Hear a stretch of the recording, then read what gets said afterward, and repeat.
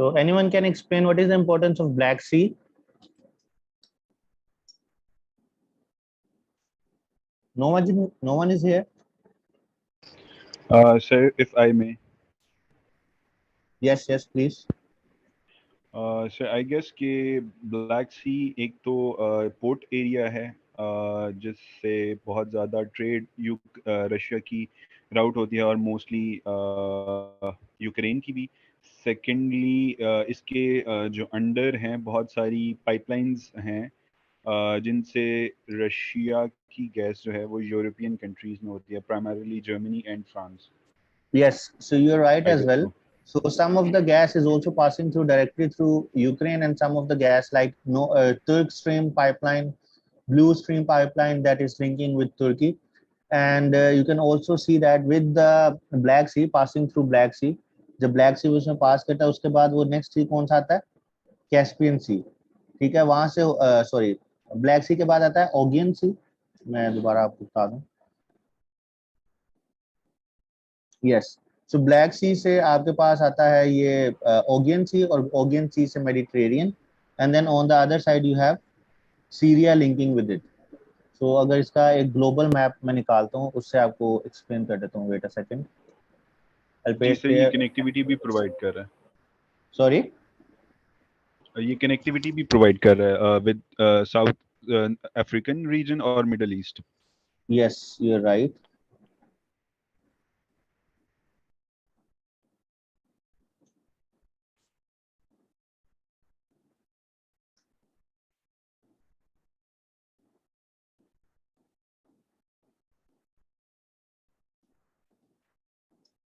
So this is actually your Black Sea.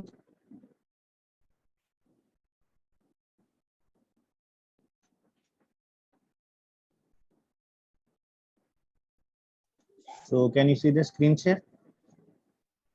So this is the Black Sea. So यहाँ से एक तो Turk Stream pipeline pass कर रही है तुर्की में. Two pipelines are passing through it.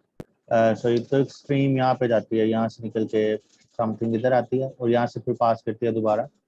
और यहाँ से देखिए ब्लैक सी से वो जाता है ये ओगियन सी और वहाँ से Mediterranean Sea. So this is the importance of your Black Sea, the strategic importance you can say.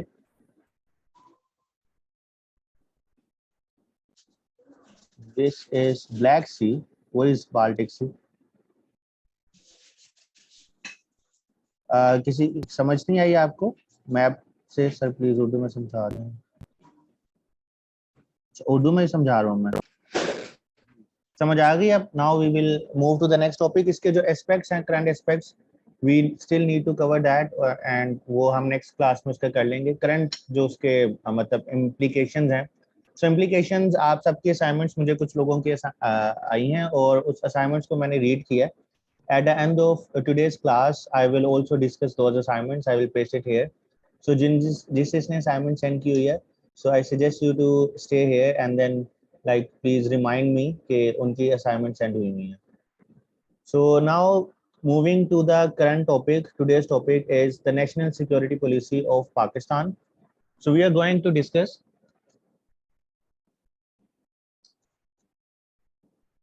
So we are going to discuss the content of national security policy. What are the opportunities and challenges we have? So it is an overview. You can expect an essay topic on it as well. So I'll try to cover it. So let's start. These are the quotations which you can use. So bold vision, that big ideas lie at the heart of human progress and prosperity. Policies that encapsulate these contribute towards galvanizing national sentiments in line with the vision and goal of a national self for itself.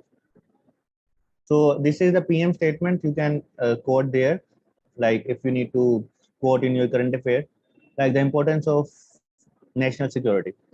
So the first thing is that why do we need national security? Anyone? Like the house is also open for your discussion. You can also participate. So what do you think? What is the importance of this document? Why do we have this document? To maintain the sovereignty. To what sovereignty? To maintain sovereignty.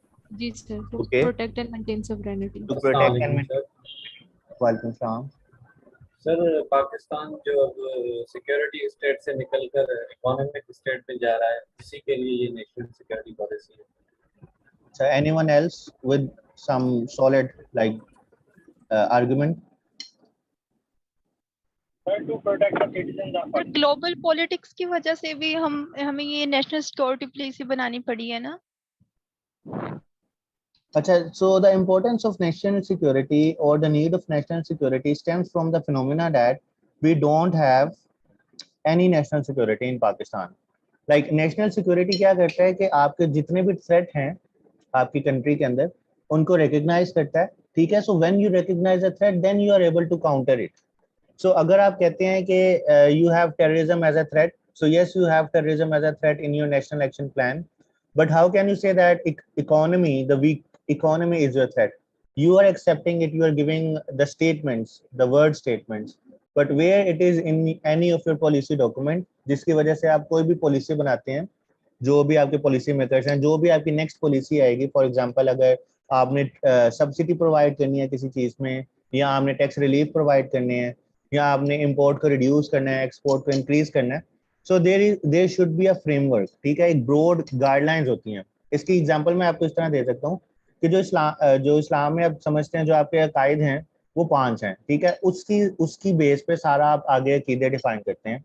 So similarly, like it is just like an example, nothing else. So similarly, national security policy is a framework. It is a bedrock which will help you in formulating policies on different other multidimensional topics and domains. हम उसमें देखेंगे कि क्यों. So first of all, in Pakistan, successive governments have articulated distinct policies on internal security, foreign policy, defense, indigenization, economic growth, development. But all of these policies are not interlinked. So we see that if we need to improve economy, we also have to work on our trade, agriculture, okay? If we need to improve our economy, we have to move from geo strategy to geo-economics. Like हमें security oriented state जो in terms of defense है, military है, उससे निकल के हमें किस में जाना पड़ेगा? हमें उससे निकल के जाना पड़ेगा ट्रेड पे, नेबर्स के साथ इश्यूज को रिजोल्व करने पे, ठीक है, और उनसे ट्रेड करने पे। तो ये कुछ चीजें हैं। तो ये कहाँ से स्टेम कर रही हैं? एक बेसिक आर्गुमेंट से, एक बेसिक फ्रेमवर्क से, जिससे बाकी सारी चीजें स्टेम करती हैं। So if you see that in the past 70 plus years history in Pakistan, we do not have this security policy document in Pakistan.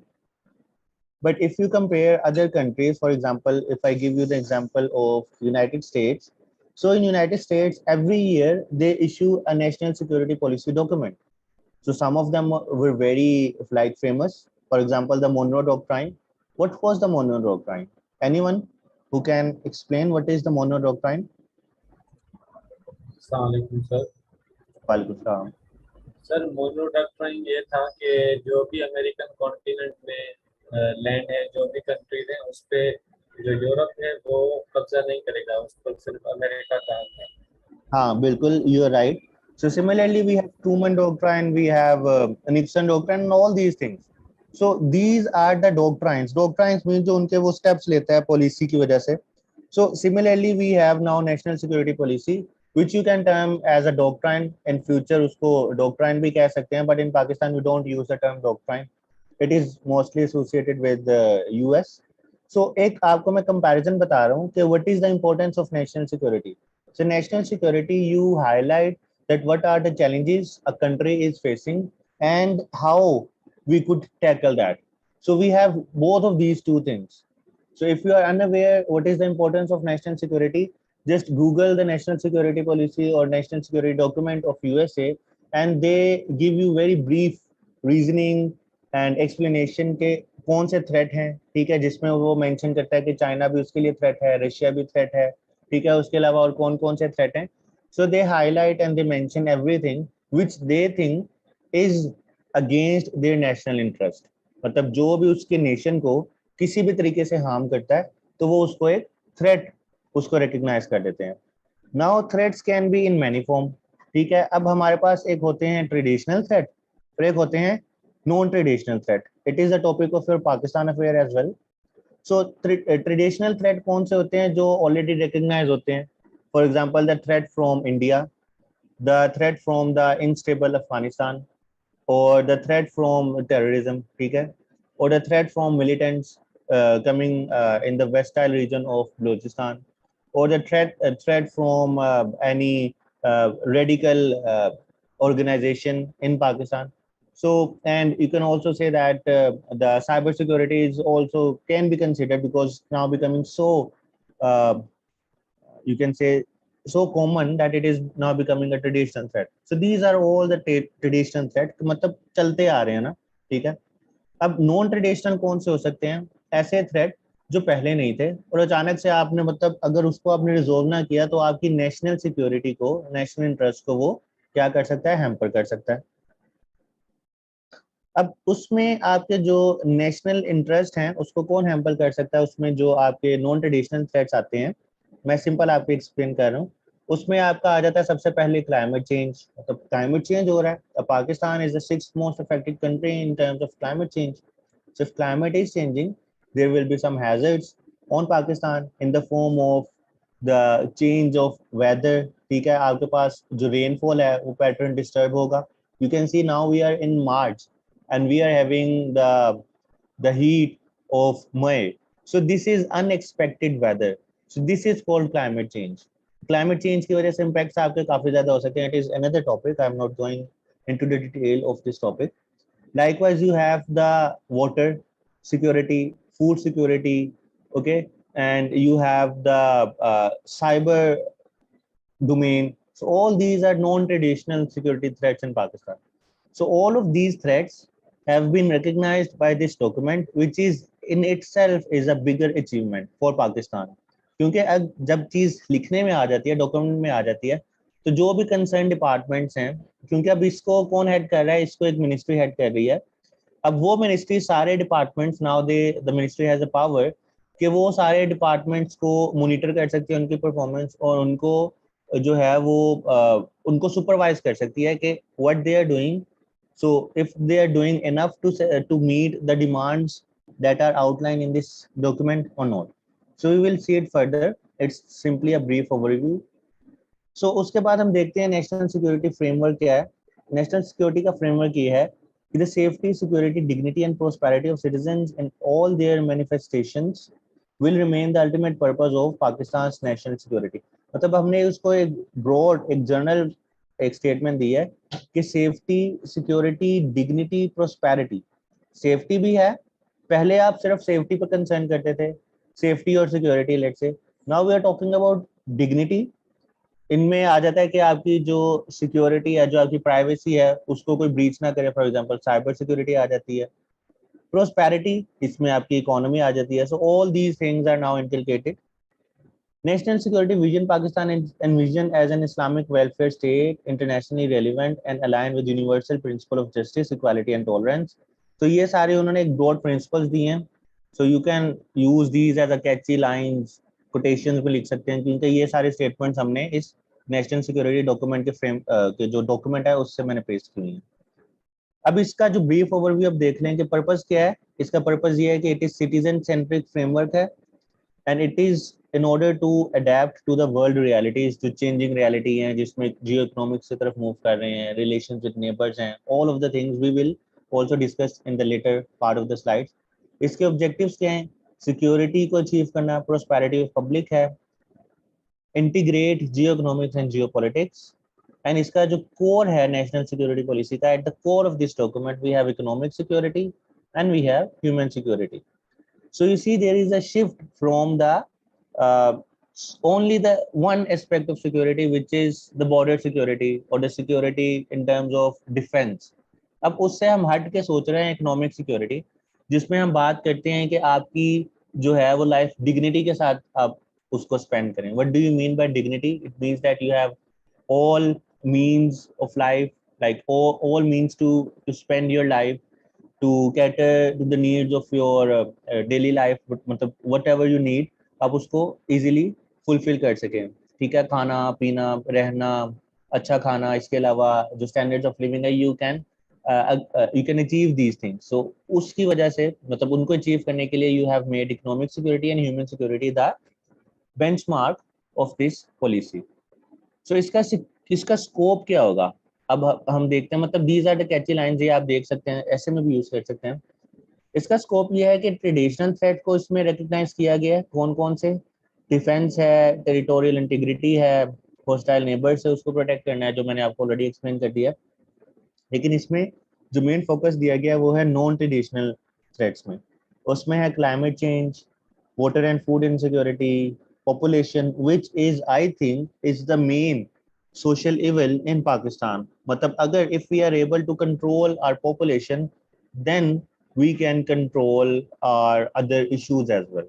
So can anyone tell me how population, like if like how can we control population? It is like we know that how can we control population, but why we are not making any policy to control population? Anyone?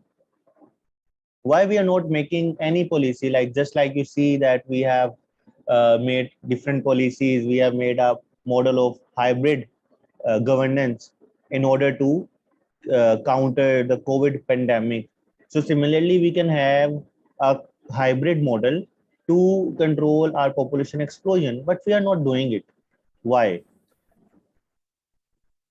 Sir I think so religious factor जो है वो बहुत ज्यादा important है. नहीं देखिए, religion मतलब like this is the educational discourse. इसमें मैं कुछ चीजें कह सकता हूँ, but that is purely on basis of education. I have nothing to like say about that otherwise. So अब आप जो रिलीजन यूज करते हैं, so religion is being misused in Pakistan. ठीक है, रिलीजन को आप सिंपल अपने जो है वो कुछ मकासद हैं उनको अचीव करने के लिए यूज करते हैं, and then if you are done with it you just dump religion. मतलब जो भी चीजें हम देख लें, for example if you talk about the Islamisation under Zia, so उसके पीछे भी कुछ मकासद थे, और वो मकासद हम बाद में कभी डिस्कस करेंगे, अभी उसकी जरूरत नहीं है. लेकिन रिलीजन आपने बात की, तो रिलीजन मेन नहीं है. इसके अलावा एक इम्पोर्टेंट फैक्टर है जो मैं समझता हूँ काफी इम्पोर्टेंट है. सो कोई बताना चाहे? It is based on objective parameter, not subjective parameter. Sir जो बेटे की पैदाइश का मसला होता है, मतलब जो 4-5 नहीं, ये भी बच्चे. अच्छा,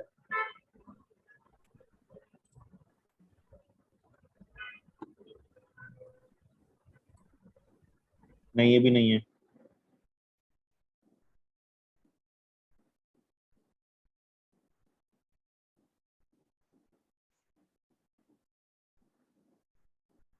एजुकेशन नो. अच्छा, आप सारे इसमें रहने दें. इसमें आपका जो है वो किसी ने पढ़ा हुआ है कि जो आपका अवार्ड होता है जिसमें आपके जो फाइनेंसेस हैं वो डिस्ट्रीब्यूट होते हैं, उसको क्या कहते हैं? कौन सा अवार्ड कहते हैं? NFC NFC award. ward. NFC award. अब अगर किसी को इसका आइडिया है, इसके कंपोनेंट्स क्या हैं, कितनी परसेंट इसकी जो है वो डिस्ट्रीब्यूशन होती है? जी सर, पॉवर्टी की बेस पे होता है. और बताएं. सर 10% है इसका पॉवर्टी की बेस पे, मेरे ख्याल में शायद. और नहीं, ये 2.7 शायद वाली बातें नहीं होती. हाँ, ये शायद वाली, इस पे शायद वाली बातें कर रहे हैं. अच्छा, मुझे बताएं, दोबारा बताएं. एनीवन? 57 नहीं, प्रोविंसेस की बात नहीं मैं कर रहा. 82% population, that is what I wanted. So 82% इस पे क्या है? पॉपुलेशन. अब इसमें आप खुद ही देख लें कि 82% पॉपुलेशन, कौन सा प्रोविंस चाहेगा कि मेरी पॉपुलेशन कम हो? No one. So we have a basic flow in our system. Your system is tilted towards increase in population. So same क्यों शोर मचाता है कि जी मेरी पॉपुलेशन कम कर दी गई है? क्योंकि उसका एनएफसी वार्ड में शेयर कम हो जाता है. ठीक है, कराची जो कहते हैं. तो मेन चीज इसमें आपकी क्या है? पॉपुलेशन 82%. आप रेवेन्यू जनरेशन को तो 5% देते हैं. ठीक है, रिवर्स जो पॉपुलेशन है उसको 3% देते हैं. तो करेंगे क्या? Understand? So this is the basic, I think basic flow. Is it clear?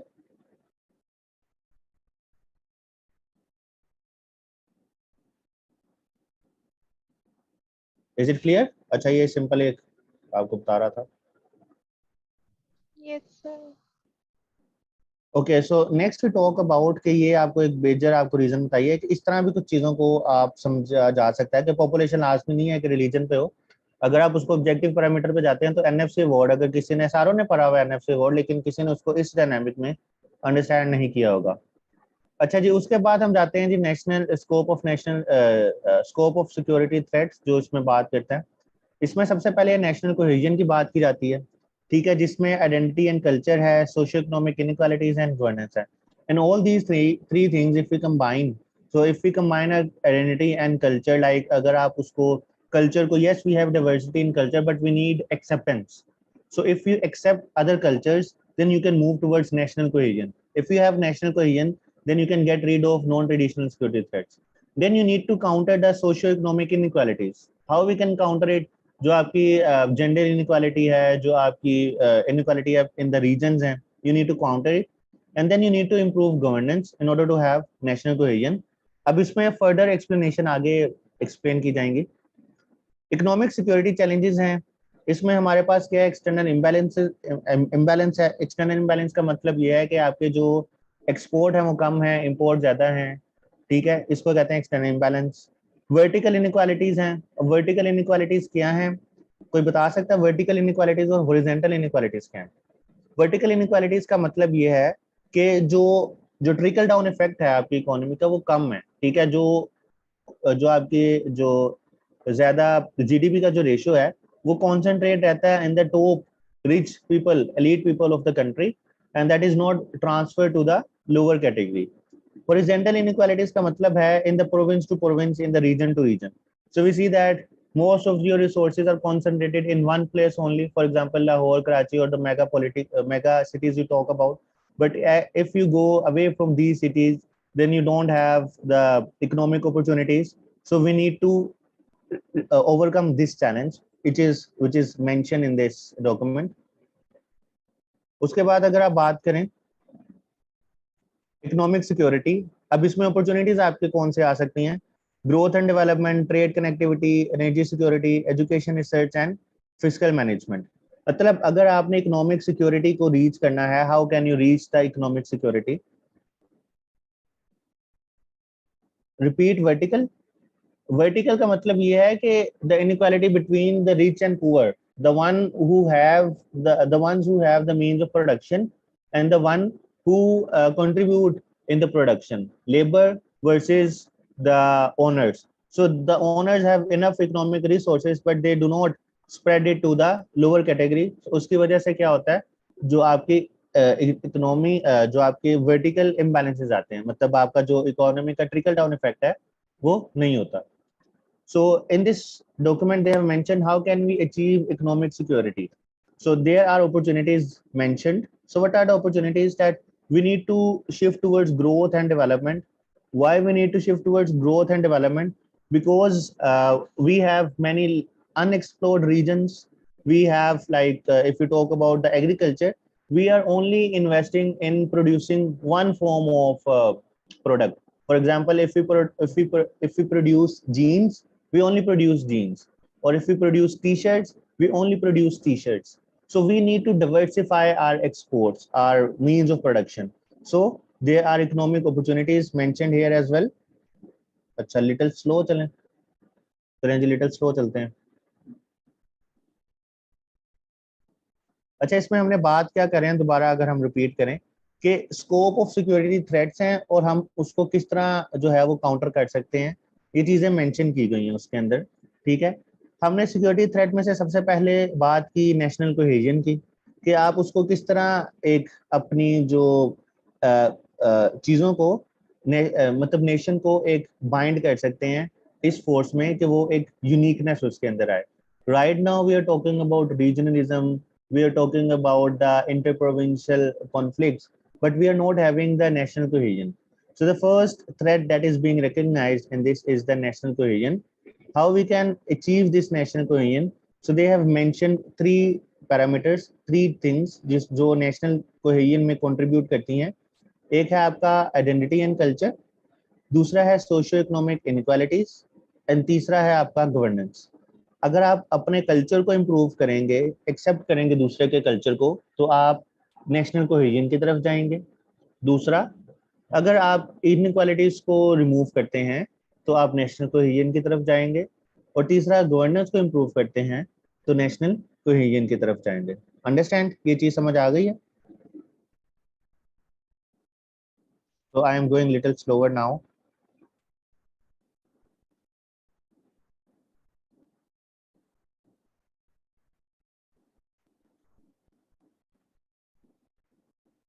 Late me read your chat. Yes yes, आ गई समझ। ओके, गुड, हो गया। अच्छा, उसके बाद आपका जो दूसरा पैरामीटर है, what is the next parameter? Next you have economic security challenges. अब आपको जो इकोनॉमी है उसकी सिक्योरिटी के लिए कौन से चैलेंजेस फेस करने पड़ रहे हैं? सो कौन से चैलेंजेस आ रहे हैं जी उसके अंदर? सबसे पहले आपका एक्सटर्नल इम्बैलेंस आ रहा है। ये काइंडली इसके ऊपर राइट ना करें। सबसे पहले आपका क्या आ रहा है? एक्सटर्नल इम्बैलेंस, जिसके अंदर ट्रेड डेफिसिट की बात करते हैं आप, ठीक है। आपका जो डेट फाइनेंसिंग के जो इश्यूज हैं वो सारे इसके अंदर आ रहे हैं। उसके बाद आपकी वर्टिकल इनक्वालिटीज आ रही हैं, क्योंकि उसने थ्रेट मेंशन किया है ना, नेशनल सिक्योरिटी पॉलिसी के अंदर इकोनॉमी को उसने थ्रेट मेंशन किया। तो उसके अंदर क्या थ्रेट मेंशन किया, किस तरह थ्रेट मेंशन किया? उसने कहा है कि जी इकोनॉमिक सिक्योरिटी के लिए हमारे पास 3 चैलेंजेस हैं। सबसे पहले एक्सटर्नल इम्बैलेंस है, वर्टिकल इनक्वालिटीज हैं जिसमें distribution between rich and poor नहीं होती, horizontal inequalities मतलब सेम कैडर के, for example if we talk about the regions, so ideally they should get equal resources, but now they are concentrated in only few parts and other parts are not getting the benefits of the of your economic production जितनी भी है। अब इसके अलावा वो कहता है कि इसको, इस इकोनॉमिक सिक्योरिटी को अचीव करने के लिए हमारे पास क्या अपॉर्चुनिटीज इस डॉक्यूमेंट के अंदर उन्होंने एक्सप्लेन की हैं। वो ये है कि सबसे पहले आप ग्रोथ एंड डेवलपमेंट की तरफ काम करेंगे। उसमें यह है कि आपको मैंने एक एग्जांपल दिया छोटी सी, कि अगर आप बात करते हैं एक्सपोर्ट्स की, अगर आप कहते हैं कि जी हमारे पास एग्रीकल्चर में हम आगे हैं, हम कॉटन टेक्सटाइल के अंदर आगे हैं, so if we are so ahead in textile and in our cotton production, then why in Bangladesh, although they are not producing any cotton, but their industries are outperforming Pakistan, like 40% of their GDP is coming from the exports. Okay, exports constitute nearly 40% in their GDP. Pakistan में कितना है? किसी को idea है कि export का share GDP में कितना है?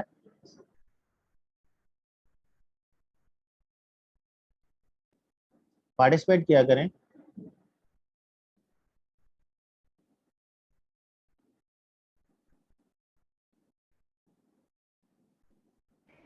Sir like 6-7%।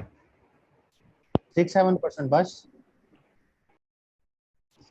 जी सर, हमारी रेमिटेंसेस करीबन 22-23 बिलियन डॉलर्स की होती हैं, और पूरी इकोनॉमी हमारी तकरीबन 330 बिलियन डॉलर की है, तो यस, सो अप्रोक्सीमेटली अराउंड 5-6% आना है। 10% जो है ना आपका, अब कम हो गया क्योंकि आपकी इकोनॉमी को रीबेस किया गया, तो उसकी वजह से थोड़ा कम हो गया, लेकिन अराउंड 10% आपका शेयर है। इससे भी कम आ सकता है, 25% नहीं है भाई। आप स्टैट्स थोड़े से देखें इन चीज़ों को, ये चीज़ें आपको याद होनी चाहिए। उसके अलावा इसमें बात की जाती है ट्रेड एंड कनेक्टिविटी की। So when we will talk about the economy, the like जो इकोनॉमी का इसमें जो हम लेक्चर करेंगे उसमें हम देखेंगे कि किस तरह पाकिस्तान जो है वो अपनी जियो स्ट्रेटेजिक इम्पोर्टेंस जो लोकेशन है उसको फुली यूज कर सकता है। So they have mentioned that trade and connectivity are the two main parts in this document. So we can have trade with our neighbors, and we can become as a connectivity hub. So now, right now, we are connecting north and south. So, but we can also connect east and west, India with the Afghanistan, through Afghanistan to the Central Asia. So it has huge potential for us. Then we talk about the energy security. Energy security right now, like we spend around 18 to 19 billion dollar annually to import oil, but we have the resources to produce sustainable energy that we are not producing. Then we can invest on our education and research. Example मैं आपको agriculture seed की दे देता हूँ. In Israel, they are way ahead in the agriculture. How? They are only spending on their seeds. Like they have hybrid seeds, and if you see their plants, they have more fruit than the leaves. But here we are still using the old method of irrigation, that is flood irrigation. We are not moving anywhere ahead. Then we talk about the fiscal management. Physical management means your budget management, simple आप उसको बता दें कि where we are spending are most of the budget. So we are spending most of the budget in debt financing and then in paying the salaries of our government servants. Then the amount we left with is very minimal to be used in other purposes. ठीक है, तो हमारे पास काफी कम amount बच जाती है. So if we could manage it, अब इसमें मैनेज हम किस तरह करेंगे? जो आपके वाइट एलिफेंट्स हैं आप उनको जो है वो निकाल सकते हैं, आप उन पे उनको रिवैम कर सकते हैं चीज़ों को. फॉर एग्जांपल पीआईए है, रेलवे है, इस तरह आपके जो डिफरेंट ऑर्गेनाइजेशंस हैं, डिपार्टमेंट्स हैं, who are not producing enough, so you have to manage them. Your economy can be improved if you manage all these things. So 5 चीजों को मेंशन किया गया इकोनॉमी में. So पूरा इस तरह उन्होंने इकोनॉमी को डिस्कस किया, उसके थ्रेट्स बताए हैं, चैलेंजेस क्या फेस हो रहे हैं और उसकी अपॉर्चुनिटीज क्या हैं, किस तरह हम कर सकते हैं. ठीक है, 2 चीजें समझ आ गई हैं.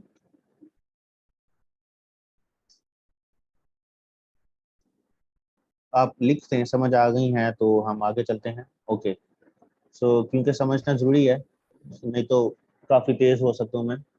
उसके बाद है डिफेंस एंड टेरिटोरियल इंटीग्रिटी, जिसके अंदर आपके पास कन्वेंशनल मिलिट्री थ्रेट्स है.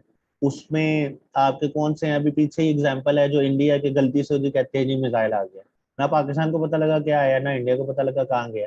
It means that we are lagging in our research. Like, so first thing, we should resolve our bilateral issues because in these two countries we are having more people in poverty than we are having anywhere else in the region other than the African region. But we still are investing a lot in the military, which is of no use. Like, we are not using it anywhere. अच्छा, उसके बाद conventional military threats हैं आपके पास जो उसमें mention किए गए हैं. Then we have cyber security threat. Cyber security threat में आपके पास आ जाता है हाइब्रिड वॉरफेयर भी आ जाता है, आपके पास सोशल मीडिया का मिसयूज भी आ जाता है. इसके अलावा जो आपके हैकर्स हैं जो इंटरनेट को हैक करते हैं, डिफरेंट वेबसाइट्स को हैक करते हैं, तो आपका जो कॉन्फिडेंशियल डाटा है, जो आपके मिलिट्री इंस्टॉलेशंस हैं, जो उनकी प्रोग्रामिंग है, which could be hack. So these are the threats. Then we have space security. It is also being added this time in this national security कि भाई स्पेस पे भी काम करें, अपनी सैटेलाइट्स लेके जाएं. ठीक है, we are depending on China satellites mostly. We should have our own satellite ताकि कुछ का कुछ कंट्रोल तो हो आपका अपनी स्पेस पे. मैरीटाइम कंपटीशन का मतलब है कि जी आपने you are the part of Arabian Sea and then the greater Indian Ocean, so you should have enough maritime expertise और जो है वो चीजें in order to have your defense, in order to control your defense. Okay,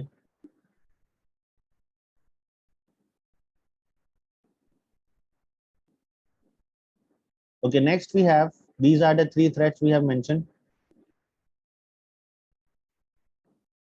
इसमें कोई issue security threat में? No issue, then we move further. उसके बाद आ जाता है इंटरनल सिक्योरिटी. इंटरनल सिक्योरिटी में आपने क्या प्रोटेक्ट करना है, कौन कौन से चैलेंजेस है? टेररिज्म का है, एक्सट्रीमिज्म का है, वॉयलेंट सब नेशनलिज्म, जिसमें आपकी जो बात करते हैं रीजनलिज्म की कि जी हम पंजाबी हैं, हम जो है वो सराइकी हैं, या हम पख्तून हैं या बलोची हैं. ठीक है, so these are the sub nationalism. मतलब we are Pakistanis but we are now preferring more on provinces, on our heredity, on our ethnicity. So this is your internal security threat. And drug trafficking and organized crime, so all of these things are mentioned as your internal security threat. Next, foreign policy. So they have also mentioned that what are the challenges we would face in foreign policy, because this is the national security. So national security के अंदर हमने अभी तक कितने pillars पढ़ लिए हैं? First pillar आपने देखा जिसमें नेशनल कोहेजन था. सेकंड पिलर आपने देखा इकोनॉमिक सिक्योरिटी थी. थर्ड पिलर आपने defence territorial integrity. Fourth internal security. Fifth is the foreign policy. So just like that. So अब आप इसमें जो आपका जो पाकिस्तान रशिया रिलेशंस हैं जो रीसेट किया गया है, जो आपका विजिट था इमरान खान का प्राइम मिनिस्टर का रशिया में, so you can discuss that visit under this domain, under the domain of national security policy. So you can say that as it is mentioned in the national security policy that there are global realignments going on, there is shift in global world order. So we need to project positive reality. We need to shift our focus to the diplomacy, to the neutrality, to meet our own interest instead of going along with the interest of the other countries. Like we went along with the interest of West, and then we were like thrown into the Afghanistan crisis, जिसकी वजह से सारा immigration का आपका जो migrants का issue है वो हुआ. इसके अलावा इस्लामाइजेशन का कल्चर आया सारा. तो सारा आपका कब था, क्योंकि आपकी इंडिपेंडेंट फॉरेन पॉलिसी नहीं थी. सो इसमें पहले हमने मेंशन कर चुके हैं economy. So if we have strong economy we could have strong foreign policy, but foreign policy could also be made strong if we don't have strong economy.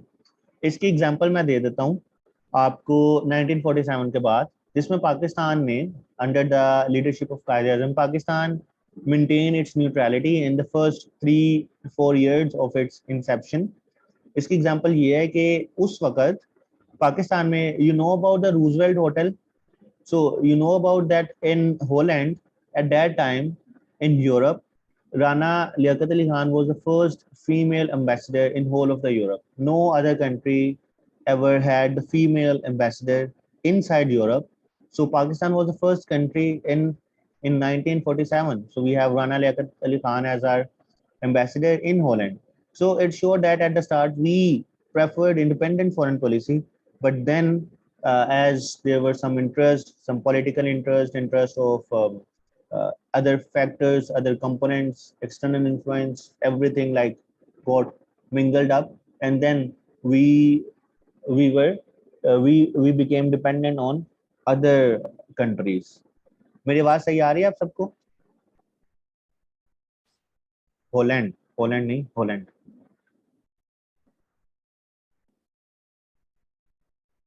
Foreign policy में इसमें ये बता रहा हूँ कि we are having global realignments, there is a shift in world order, and we in this scenario we should not have the foreign policy that is projecting only one camp.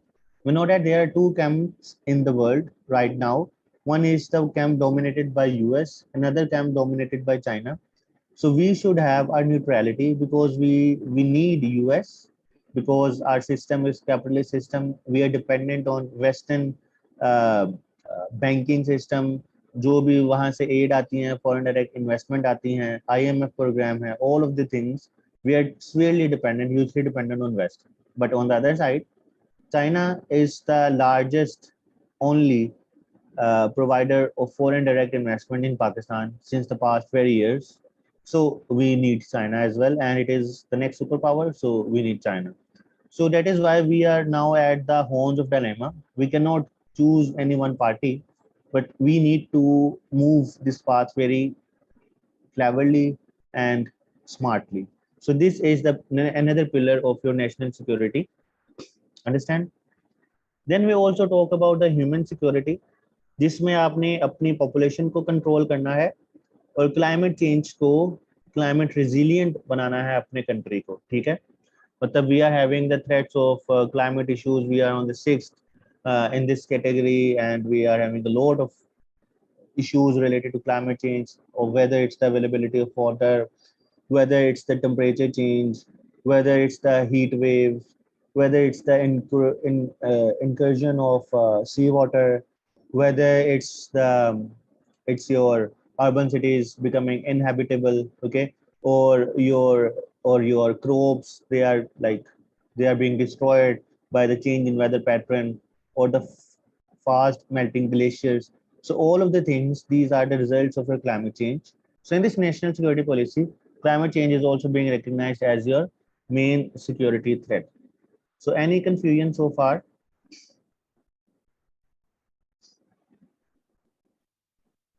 So Continue, there sir. is no confusion.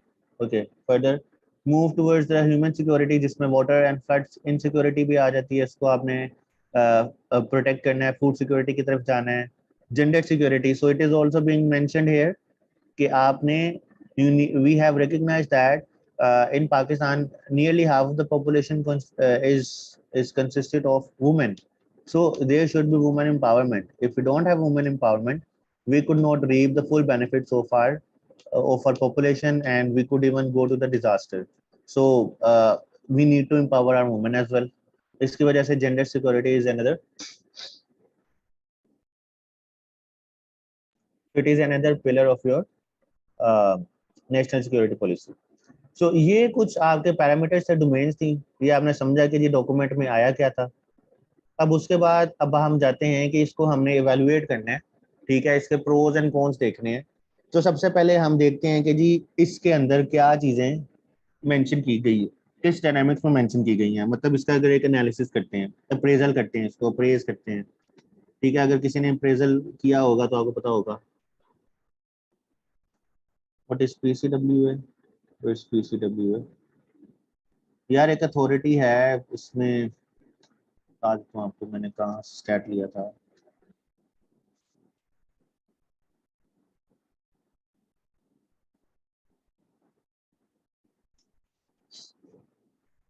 पा,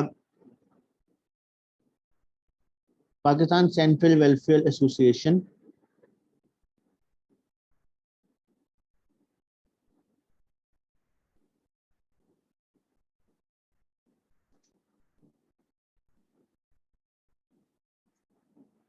इसको मैं देख के बता देता हूँ, Pakistan voter से related कोई एजेंसी है।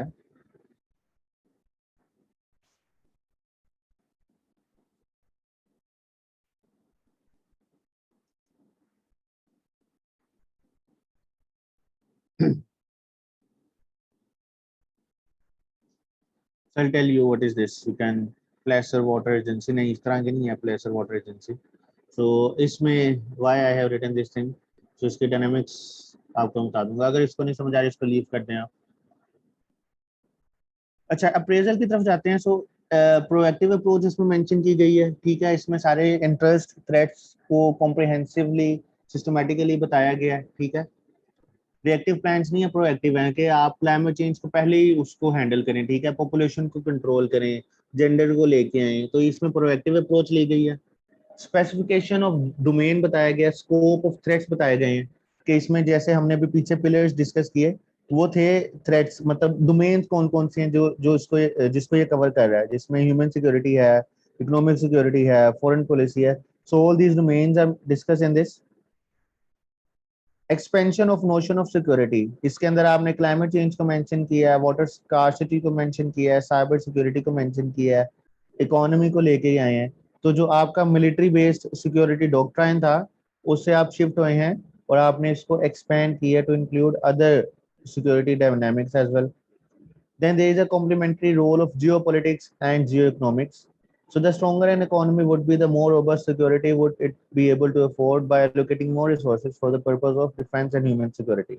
अब इसमें यह बताया कि आपने जो है वो अपनी इकोनॉमी को अगर इम्प्रूव कर लेंगे तो आप जो है वो अपनी सिक्योरिटी को भी फर्दर इम्प्रूव कर सकते हैं। अच्छा इसके अंदर एक टेबल था, I find it pertinent to put it here, just a second. उसमें अब बताया गया है कि किस तरह जो ये है वो सेंटर है।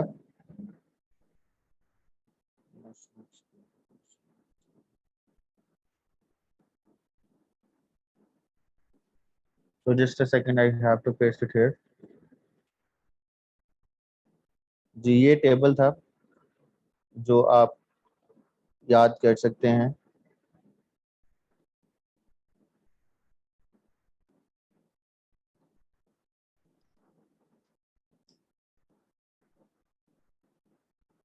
सो this is the table in which you can see कि किस तरह इसमें ग्रेटर रीडिस्ट्रीब्यूशन की गई है। Symbolic relationship between traditional and non traditional threats, ये आप इसमें ऐड कर सकते हैं। Expansion of notion of security, जिसमें आप बता सकते हैं कि जी आपके इकोनॉमिक सिक्योरिटी होगी जिससे आप ट्रेडिशनल सिक्योरिटी को बैलेंस कर सकते हैं, और उससे ह्यूमन सिक्योरिटी, मतलब इकोनॉमी की वजह से आप ट्रेडिशनल थ्रेट्स का मुकाबला करेंगे और उसी की वजह से ह्यूमन सिक्योरिटी आएगी, मतलब आपको मोर अपॉर्चुनिटीज मिलेंगी, और उसी की वजह से अगर ये फीडबैक करेगी तो आपकी इकोनॉमिक सिक्योरिटी होगी। तो it is just like an intermingled एक वेब सा बनाया गया है। तो ये याद कर लें, इट इज क्योंकि ये मेंशन किया गया आपके डॉक्यूमेंट में, मतलब सेंटर में शुरू में ही है, तो आप इसको याद भी कर सकते हैं। Then complementary role of geopolitics already discuss. Recognition of economic insecurity as a threat, जिसमें बताया गया है कि as per an article education economic growth, a case study of Malaysia When tertiary education goes up by 1 percentage point, the level of economic growth on average goes up by 7 percentage point. So in this, we have acknowledged that there are economic security threats to Pakistan, so we need to invest on our economy. But how? कैसे करेंगे वो नहीं बताया गया. वो हम आगे उसमें डिस्कस करेंगे कि इसमें कौन से जो है वो शॉर्ट कमिंग्स रह गई हैं. Then there is inclusion of transnational threats हैं, ठीक है. It has evolved to include non-military dimension जिसमें social, economic, ecological security along with risk management to ensure cyber security to raise the level of preparedness to reduce transnational security. तो already discuss कर दिया गया है. तो ये चीज़ों को अगर आपका ऐसे के अंदर आता है, अगर वो कहते हैं कि जी डिस्कस करें pros and cons of your national security policy, तो पहले तो एक ब्रीफ ओवरव्यू आपने एक पैराग्राफ में दे सकते हैं. अगर करंट अफेयर में भी आ जाता है तो एक ब्रीफ ओवरव्यू दे दें एक पैराग्राफ में कि जिसके अंदर इतने डोमेन मेंशन किए गए हैं, एक चार्ट बना सकते हैं, टेबल बना सकते हैं, ठीक है. उसके बाद आप अप्रेज करेंगे, इसको एवेलुएट करेंगे, इसमें जो है वो इसके मेन फीचर्स बताएंगे, ठीक है. वो इसमें ये बता सकते हैं कि जी इन इसके 6 पॉइंट्स हैं जो आप उसमें बता सकते हैं कि प्रोएक्टिव अप्रोच है, स्पेसिफिकेशंस ऑफ डोमेन मेंशन की गई हैं, एक्सपेंशन और नोशन ऑफ सिक्योरिटी है and all this blah blah. So this can be included. Then goals of national security. So जो हमने गोल अचीव करने थे, do you think is this document good enough? So preserving our identity एक आपका goal है. Preservation of Islamic character as enshrined in the constitution, foster patriotism and social cohesion through national values, promote interfaith harmony and minority rights. तो इसमें ये mention किया गया कि अगर आपने अपनी आइडेंटिटी को प्रिजर्व करना है तो उसमें ये दो चीजें मेंशन की गई हैं. तो इसका मतलब है कि this document is actually preserving our identity.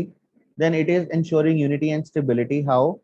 Strengthen the federal nature of Pakistan structure by adhering to democratic principles, ensure harmony among federating units and the territory of Kyrgyzstan, Azad, Jammu and Kashmir through prudent policy.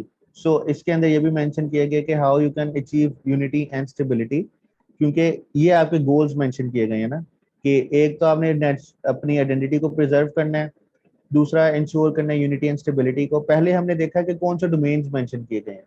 अब जब domain mention करने का मतलब था कि गोल कौन कौन से, इसके अंदर क्या चाहता है ये डॉक्यूमेंट, मतलब इसका एंड रिजल्ट क्या है. अब हमने स्टार्ट किया, सबसे पहले हमने इवेलुएट किया, एक जनरल ब्रीफ लिया कि नेशनल सिक्योरिटी पॉलिसी है क्या.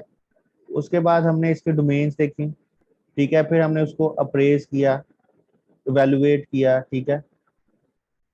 अब हम देख रहे हैं कि ये चीजें करने के बाद ये कौन से गोल्स को अचीव कर सकता है.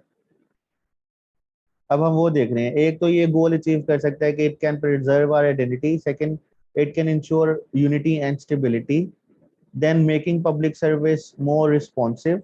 सो इसके अंदर good governance to strengthen the state citizen contact by ensuring timely, equitable and effective delivery of public services. Promote devolution down to the local level. So इसके अंदर लोकल गवर्नमेंट का भी मेंशन किया गया कि you need to devolve the power to the local level. And then you need to ensure transparency and accountability, including through e-governance. Then promote education system hai and reform Pakistan's energy sector, defending Pakistan's territorial integrity and strengthening and enhancing space-based technology. Not last but not the least, securing Pakistan internally. So ये कुछ चीजें हैं जो ये चाहता है security document achieve करना, ठीक है. ये आप सबके लिए इम्पोर्टेंट है इनको याद कर लेना, मेन हेडिंग को, कि जी सिक्योरिटी डॉक्यूमेंट चाहता क्या है. ये सारे डोमेन्स तो मेंशन कर दी हमने, उसको प्रेस भी कर लिया, लेकिन इसका एंड गोल क्या है पॉलिसी बनाने का, वो ये है कि इसने ये चीजें जो है उनको अचीव करना है, ठीक है. सो if we make policies based on the principal guidelines mentioned in this policy document, then we could achieve these goals that are our long term goals. अब उसके बाद इसके अंदर फॉरेन पॉलिसी का भी मेंशन किया गया है. नेशनल सिक्योरिटी पॉलिसी में कुछ आर्टिकल्स मैंने पढ़े थे जिसमें मेंशन किया गया था कि जी इस पे फॉरेन पॉलिसी पे इतना मेंशन नहीं किया गया, इंटरनल की बात की गई है. But I came up with other thing when I was reading this, that there are words mentioning things mentioned in this document in which the relations with the neighbors and other countries are also elaborated. अब इसमें बताया गया है कि जी अगर आपने अपने relations build करनी है नेबर के साथ, तो आपने अफगानिस्तान के साथ क्या करना है. एक्सेप्ट किया गया कि Pakistan Afghanistan share historical ties. Pakistan remains committed to facilitating and supporting peace and stability in Afghanistan in close collaboration with the international community through addressing economic, humanitarian and security issues. तो उसमें पाकिस्तान का रोल ये डिफाइन किया गया है कि जी पाकिस्तान जो है वो उसके अंदर पीस एंड प्रोस्पेरिटी के लिए कोशिश है जो अभी तक चल रहा है. And next we want Afghanistan that it should become a gateway for economic connectivity with Central Asian states, which is a key driver for Pakistan's support for peace in Afghanistan. So चीजें आपको clear हो रही होंगी. Then deepening ties with China. So Pakistan China deep historic ties share करते हैं. Their bilateral relations continues to expand based on trust and strategic convergence. So Pakistan welcomed foreign direct investment in CPEC related and other special economic zones from interested countries. तो उसमें ये mention किया गया है कि हमने चाइना के साथ अपने रिलेशंस को फर्दर डीप करना है. इंडिया के साथ क्या मेंशन किया गया है कि under its policy of peace at home and abroad it wishes to improve its relations with India. So Pakistan always desires to improve its relations with India. So there is a just and peaceful resolution of the Jammu and Kashmir dispute remain at the core of our bilateral relationship. ठीक है जी, उसमें ये mention कहीं नहीं किया गया कि जी कश्मीर के इशू को खत्म करते हैं जो क्रिटिसाइज इस पे किया जाता है, but that is not a criticism. इसके अंदर मेंशन किया गया है कि जी कश्मीर हमारा जो है वो कोर इशू है, लेकिन हमने इश्यूज को सोल्व करना है निगोशिएशंस के थ्रू और हमने इसमें पार्टनरशिप करनी है इंडिया से. तो इसके एग्जांपल ये देते हैं जो पॉलिसी मेकर्स हैं कि India and China they still have like territorial conflicts, but they are trading with each other. As they are trading with each other, they cannot take any out of the box step. They cannot go to all out war. Why? Because they are dependent on each other. Like they know that most of their economy is dependent on China, and China is also dependent on India in terms of its exports. So they cannot go to all out war under like extreme cases हो सकते हैं, लेकिन छोटी छोटी स्केमिशेस में वो नहीं जाते. लेकिन अगर पाकिस्तान इंडिया का देखें, छोटी सी भी चीज हो जाती है तो हम उनके एम्बेसडर को निकाल देते हैं, बॉर्डर क्लोज कर देते हैं, ठीक है, क्लोज कर देते हैं, इस तरह की चीजें. क्योंकि रीजन आपका ये है कि जो आपका जो एलीट है, क्यों उसको इससे इम्पैक्ट ही नहीं होता. ठीक है, जो आपके पॉलिसी मेकर्स हैं, जो आपके पॉलिटिशियंस हैं, उनको बैक पे कौन होता है. Like to be very honest, we have all the elites in our country. This is the capitalist country, so they decide what should be in the benefit of Pakistan. So they don't have anything to do with India. Like अगर उसे बंद कर देंगे, अब trade तो क्या हो जाएगा, कुछ भी नहीं होगा. मतलब they are not heavily dependent on India. क्या ट्रेड ही नहीं है आपकी, तो क्या करते हैं वो, ठीक है बंद कर दें. If we go to the war, yes go to the war, nothing will happen to them. So that's why they are not having any interest in establishing ties with India. So first we should have ties, and then we could eventually solve this issue of Kashmir. There could be many possibilities. सबसे पहले अगर आप दो चीजें, दो let's say दो लोग गर्म है तो उनको ठंडा करें, उनको बिठाएं, बातचीत करें, फिर इश्यूज पे डिस्कस किया जाता है. So that should be the policy to resolve the Kashmir dispute. Then the rise of Hindutva-driven politics in India is deeply concerning and impacts Pakistan's immediate security, because now that ideology, just like we had in 1970s, India is having right now. So just like in Pakistan, the Islamization thing backfired, so the same is going to happen in India. So just giving you a historical perspective, so all of you know that Indalus, like Spain, was the hub of Islamic civilization, but none of you was aware of the fact that in nearly 150 prime ministers in Andalus or in Spain, more than 100 were Jews. So there was a religious tolerance there at that time. So that is why it was the hub of connectivity, innovation, modernization everywhere. So जो spoon और जो कांटा जिससे हम खाते हैं, that was invention in Spain. So many things were invented at that time, because that was a time of modernization, religious acceptance, toleration.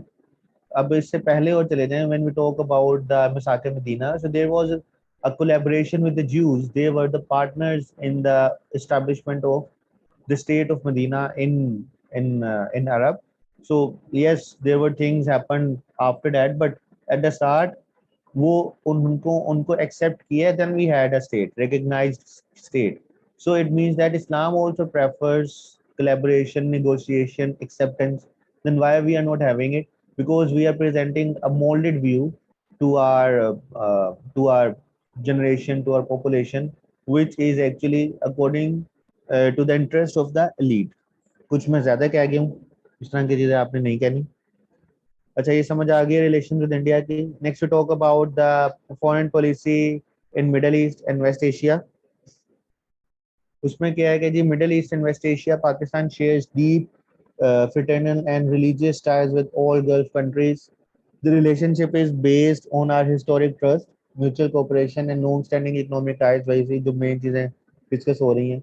So Pakistan's deep brotherly ties with Saudi Arabia are reinforced by shared interest and a multifaceted relationship in trade, investment, energy and defense. Pakistan ये चाहता है कि उनसे trade हो, investment हो, हमारे जो वहाँ पे माइग्रेंट्स जो हमारे वहाँ पे एक्सपर्ट्स रहते हैं, सो वो उनको सिक्योरिटी, उनको चीज़ें वहाँ पे मिलती रहें और पाकिस्तान के पास रेमिटेंस आता रहे. जब हम इसमें पढ़ेंगे पाकिस्तान की इकोनॉमी, तो उसमें हम ये भी देखेंगे जब राइज एंड फॉल हुआ था पाकिस्तान का, तो कौन से इसमें चीजें आई थी, कौन सी चीजें पाकिस्तान के लिए फायदेमंद थी, कौन सी नहीं फायदेमंद थी. So Indian subcontinent had religious tolerance till the arrival of East Indian Company. Yes, Ali Hassan, you were right. और religious tolerance आपकी जो है वो वहां तक रही है. उसके बाद जो डिवाइड एंड रूल वाली पॉलिसी थी, उसकी वजह से चीजें खराब हुई हैं, लेकिन उससे पहले भी कुछ चीजें खराब होना शुरू हो गई थी. ठीक है. इसमें जो एक अकबर था जिसकी वजह से जो है रिलीजियस टॉलरेंस आई थी, लेकिन राइट आफ्टर अकबर जो आपकी कुछ पॉलिसीज थी, जो रूलर्स थे, उनमें ये चीजें बैकफायर की गई. ठीक है. अकबर तक आप क्यों ऊपर जा रहे थे, उसके बाद नीचे आए हैं, तो there is some reason with it. अच्छा जी, उसके बाद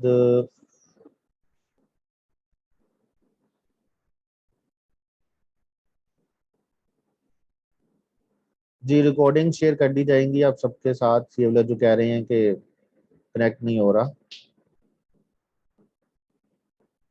ओके, सो आगे हम चलते हैं जी. ये चीजें आपने देख लेनी है, मतलब सेल्फ कोलैबोरेटिव हैं. बायलैटरल टाइज हम चाहते हैं यूएस के साथ. ठीक है. We seek to diversify this relationship through mutually beneficial engagements, communicating Pakistan concerns to policymakers in Washington while seeking to broaden our partnership. अब हमारी पार्टनरशिप वहाँ पे क्या है? अब देखिए, जब हम पाकिस्तान यूएस रिलेशनशिप पढ़ेंगे, उसमें देखेंगे कि जब भी कोई रिलेशनशिप होता है दो कंट्रीज का, वो कन्वर्ट्स करता है. जब कन्वर्ट्स करता है, मतलब अगर हम रियलिज्म की बात करें, इंटरनेशनल ग्लोबल मतलब पॉलिटिक्स की बात करें, तो उसमें कोई किसी का सका नहीं होता. ठीक है. There is no permanent friend, there is no permanent foe. These are all the interest which matter. ठीक है. In in any relationship. तो जो पाकिस्तान का यूएस का रिलेशनशिप है, we don't have anything which can converge our relationship with USA. So हमने उसको leverage में यूज किया अफगानिस्तान वाला, कि हम यूएस के साथ अच्छे इकोनॉमिक टाइज करें. अब यूएस चाहता है कि आप चाइना के उससे निकल आए, क्लब से, सी पैक में डाइवर्सिफाई करें, बाकी चीजें करें. तो पाकिस्तान कहता है yes we will do these things, but first let's have economic partnership, give us special concessions in our trade so that we could have a long lasting relationship which is being mentioned in this document. मैं crux बता रहा हूँ, जो main चीजें हैं आप सबके points बनाने के लिए वो इसमें मेंशन कर दी गई हैं. यूनाइटेड किंगडम और यूके के ईयू के साथ क्या है, Pakistan enjoy historical relation. UK के साथ हमारा अच्छा रिलेशनशिप है. हमारा जो डायस्पोरा यूरोप में रह रहा है, इसके अलावा आपको जीएसपी जो प्लस स्टेटस मिला हुआ है यूरोप की वजह से, यूरोप में वो भी आपके पास है. Pakistan remains committed to further strengthening this relationship. ठीक है. जिसमें पोस्ट ब्रेक्सिट हुआ है, तो पाकिस्तान चाहता है यूके के साथ हम जो है वो इकोनॉमिक कोई एग्रीमेंट करें. Pakistan has shared bilateral ties with all European countries through cooperation in trade, industrialization, science, technology, and on strategic issues. अब इसमें पाकिस्तान ने एक मिस्टेक की थी 1950s में. 1950s में there was huge demand of Pakistan labor in Germany, but Pakistan declined and Pakistan ने अपनी अपनी जो लेबर है वो KSA को डाइवर्ट कर दी. तो जब डाइवर्ट कर दी तो जर्मनी में आपकी जो है वो नहीं गए, एक्सपर्ट नहीं गए. जब आप आज देखें वहाँ पे कितनी जो है वो तुर्क पीपल हैं, and Germany which is actually the engine of economy for Europe, So we have not actually diversified our are like जो आपके जाते हैं क्या कहते हैं उन्हें इमिग्रेंट्स। तो पाकिस्तान के जो वर्कर हैं वो एक ही जगह कॉन्सेंट्रेटेड हैं, मिडल ईस्ट। भाई मिडल ईस्ट में जब ऑयल और वो खत्म हो जाएगा या पाकिस्तान उनको सपोर्ट नहीं करेगा उनकी किसी भी चीज को, कोलालमपुर समिट आपके सामने ही है कि पाकिस्तान क्यों कोलालमपुर समिट में नहीं गया था, क्योंकि जी आपको थ्रेट था कि जी वो आपके एक्सपर्ट्स ना निकाल दें। क्योंकि आपका जो 22-23 बिलियन डॉलर है उसके अंदर तकरीबन 18 से 19 बिलियन डॉलर कहाँ से आता है, सारा मिडल ईस्ट से आता है। और इसी वजह से आपके जो इम्पोर्ट हैं उसको क्या करता है, ये बैलेंस करता है। अदरवाइज आपका जो इम्पोर्ट बिल है वो इतना ज्यादा है कि एक्सपोर्ट बिल से आप उसको सेटिस्फाई नहीं कर सकते, या तो फिर आपको उधार लेना पड़ेगा।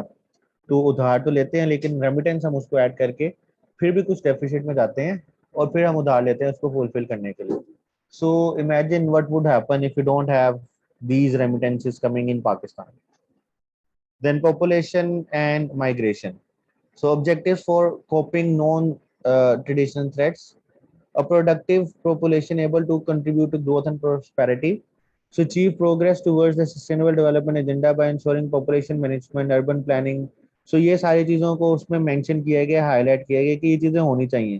ठीक है, ये सारा कुछ if we need to meet like if we need to counter the non traditional security threats, जिसके अंदर क्या है, सबसे पहले आपका population management, urban planning, reengineering the rural economy.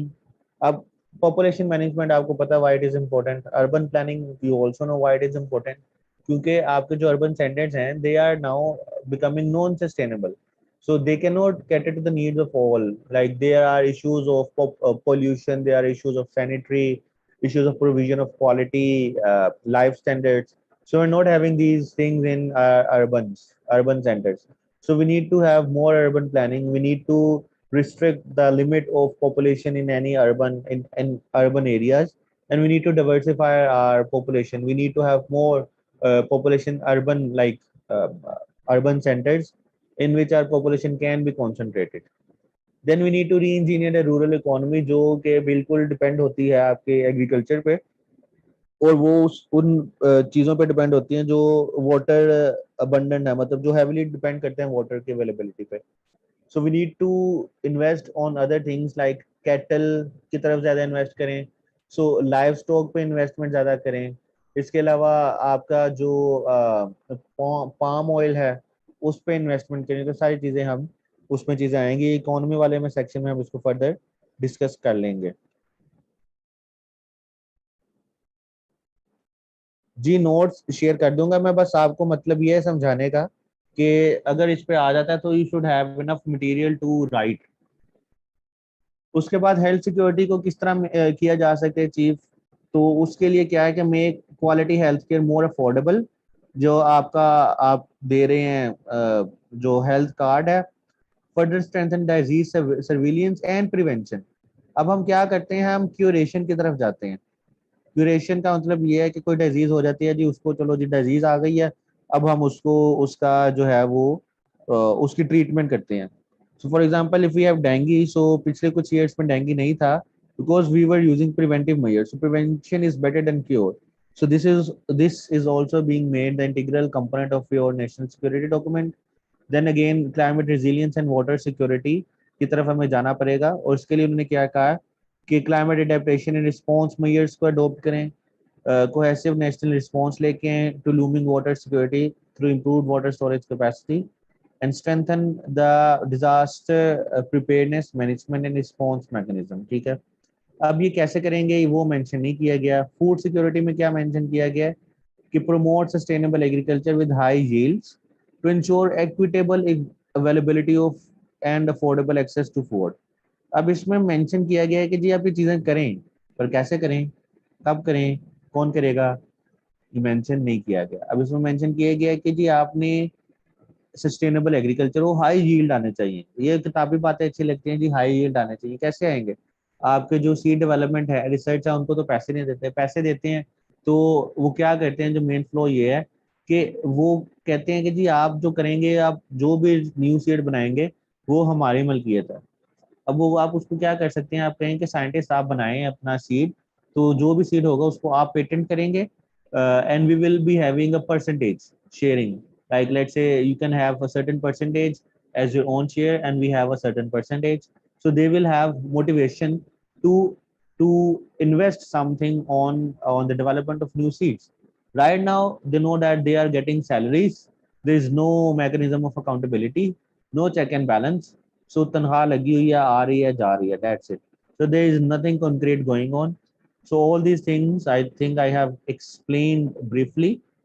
So ये दोबारा सम अप कर दिए गए चीज़ों को कि जो कौन सी अपॉर्चुनिटीज हैं इसके अंदर. एक इंक्लूसिव अप्रोच की गई है कि होल ऑफ गवर्नमेंट अप्रोच है, engage citizen, civil society, government, shift towards geo economics जिसमें आपने इकोनॉमिक डिप्लोमेसी की तरफ जाना है, सस्टेनेबल एंड इंक्लूसिव अप्रोच है, and NTS as mainstream threats, legitimate security threats, climate change, water scarcity, population explosion.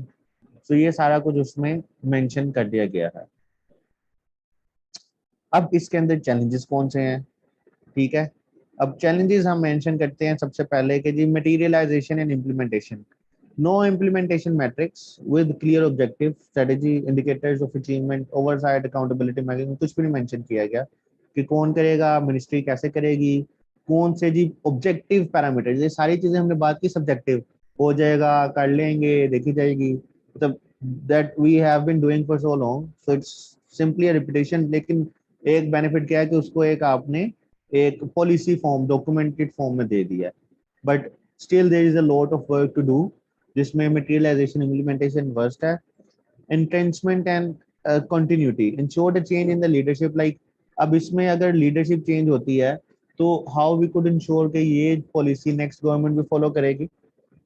Then future to grasp complexity of national security threats जो हैं, climate change है, water scarcity है, cyber warfare है. अब इनकी जो complex nature है उसका डिटेल्ड एनालिसिस नहीं किया गया कि साइबर सिक्योरिटी कहाँ से आ रही है, ठीक है, किस रीजन से आ रही है, कौन कौन सी जो आपकी डोमेन्स है जिसमें साइबर वॉरफेयर का इम्पैक्ट ज्यादा है, वाटर स्कार्सिटी आपकी कहाँ से ओरिजिनेट हो रही है. It is complex thing, it is not a simple. But इनको सिर्फ सरसरी तौर पे उसमें मेंशन कर दिया गया. Next, no strategy to reduce economic dependence. मतलब आईएमएफ कहते हैं जी आपने सिक्योरिटी अपनी फॉरेन पॉलिसी लेनी है न्यूट्रल. कैसे न्यूट्रल लेंगे? न्यूट्रल तब भी लेंगे जब आप बैगर नहीं होंगे, आप चूजर होंगे. वे स्टिल डिपेंडेंट ऑन आईएमएफ, ठीक है. वो आता है, कहता है कि जी आप बिल भरा दें, हम भरा देते हैं, ठीक है. तो ये चीजें आपकी एक थ्रेट ही है ना कि you are still dependent. This is the threat to your national security. No strategy for transnational threats, need for cross border mechanism, need for activation of regional platform, SAARC, whatever it is. तो उसमें mention किया है कि आपने अपने neighbour से अच्छे relation रखने हैं, लेकिन कैसे रखने हैं, nothing mention.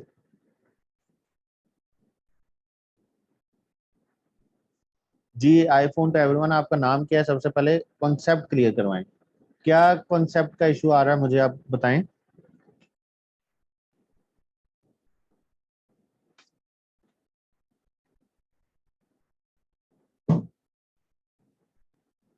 Yes, can you please mention what are the issues you are facing. You may unmute.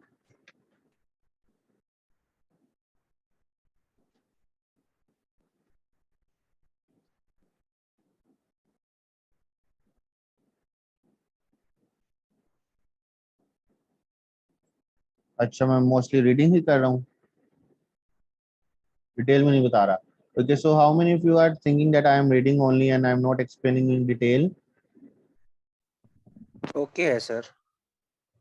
It's okay. Okay, okay sir है एनीथिंग सर. डिटेल में करेंगे तो फिर ये 3-4 साल में होगी पूरी. Okay, anything else? So ये जो मैंने चीजें लिखी हैं, I could even write the sentences, I could write the expression only.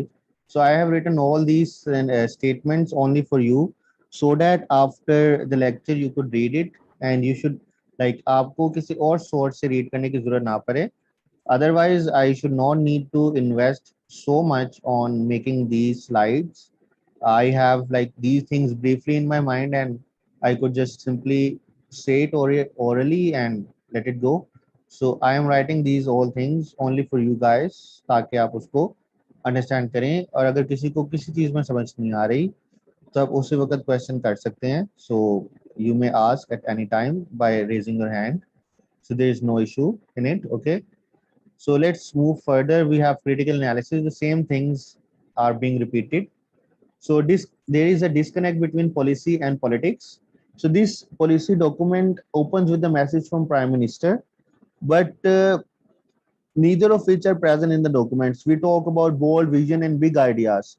So what are the big ideas we have incorporated in this document? For example, we have mentioned KG economy, we need to improve economy. But how could we improve economy? There is nothing.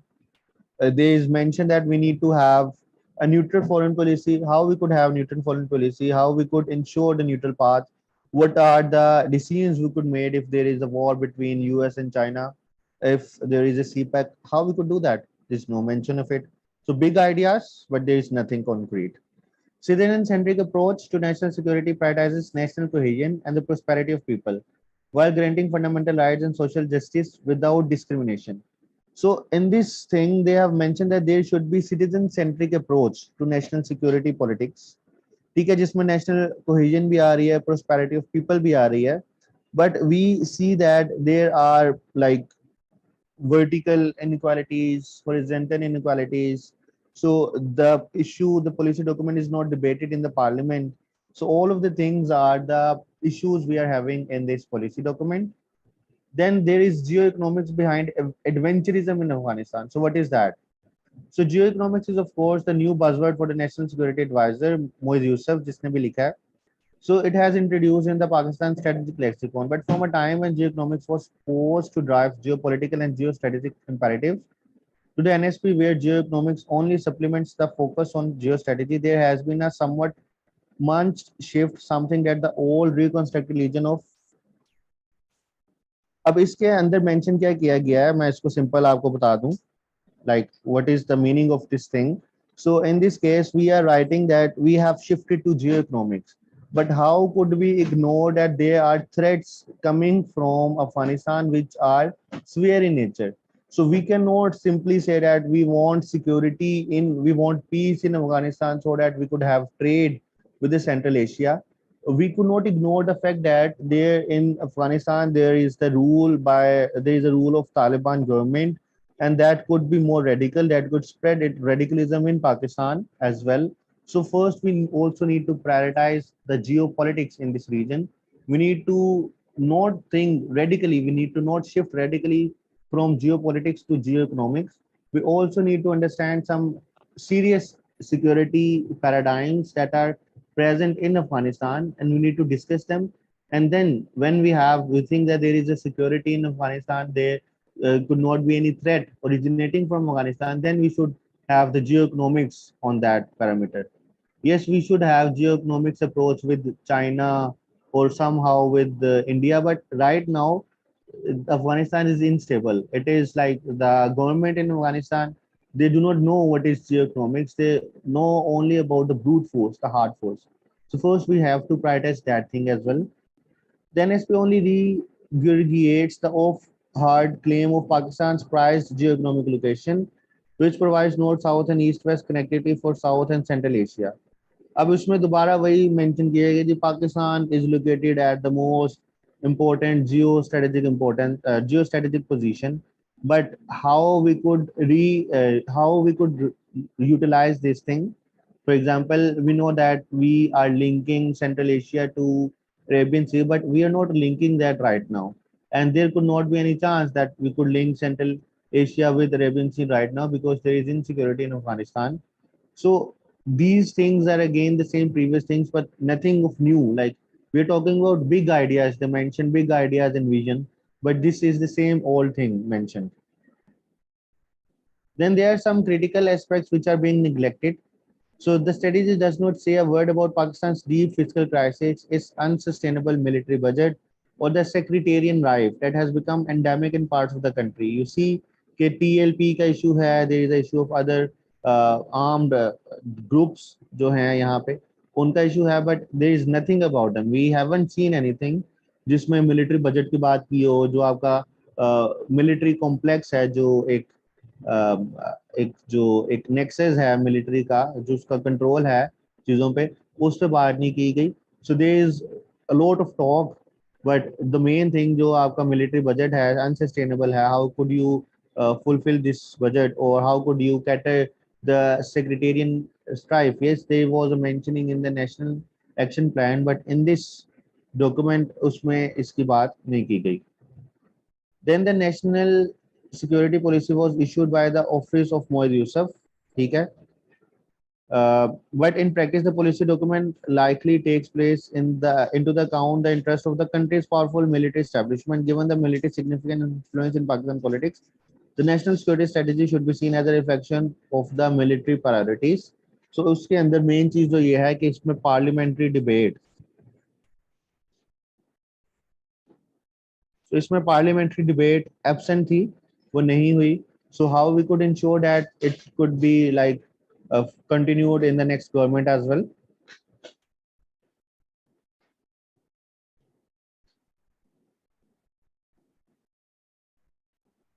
Okay.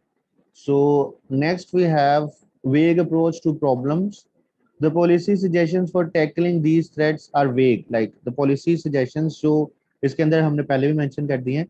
The only concrete initiative it mention is an already launched health insurance program. जो आपने mention कर दिया कि जी affordable होना चाहिए, ये चीज होनी चाहिए, वो mention आपने launch कर दिया.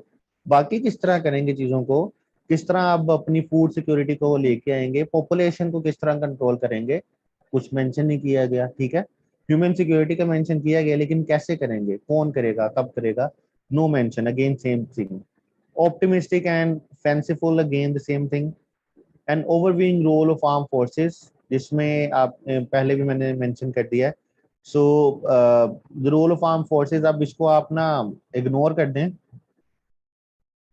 इग्नोर का मतलब ये है कि भैया आपका पता नहीं है आपका पेपर कौन चेक करेगा, तो थोड़ी सी इसमें चीजें आप ना मतलब न्यूट्रल होकर रोल प्ले करें. तो ये चीजें हम सिविल मिलिट्री रिलेशंस में भी कुछ आपको एक आइडियलिस्टिक चीजें भी बताऊंगा जो पेपर में हम लिखेंगे. कुछ इस तरह की चीजें होंगी जो पेपर में नहीं लिखेंगे, क्योंकि अगर आपने वो लिख दी तो आप वो फेल हो जाएंगे. ठीक है, फेल कर दिए जाएंगे. अब मेरा लेक्चर रिकॉर्ड हो रहा है, इसका मतलब ये नहीं है कि because this is something that we as bureaucrat we do not acknowledge, we do not accept. Things are there and even military is accepting it. So when we were having a lecture on civil military relations, so they were accepting it that it is because of your negligence that we are taking these things. So why you are not able to manage the crisis like back in 1954, back in 1951, 1956, when we have the issue like when we had the issue of food insecurity in Bangladesh, we called military to come up.